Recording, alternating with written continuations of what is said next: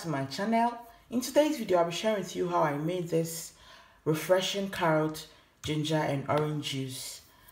It's absolutely tasty and then healthy, and it's ideal for hair growth, skin, and also serve as a detox. So I have here with me my carrot, ginger and then orange. As you can see, my carrot is already washed, ginger is already peeled, yeah, and my orange. With the orange, I'll be peeling them. You need to peel it and use it for the juice so it doesn't become sour. Yeah, this juice has lots of amazing benefits.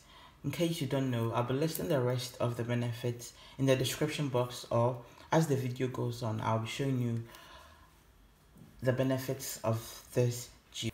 And also I'll be making this juice in my juicer, but not forgetting those without juicers. I'll be showing you how to use it with a blender. Yeah, so stay tuned for more.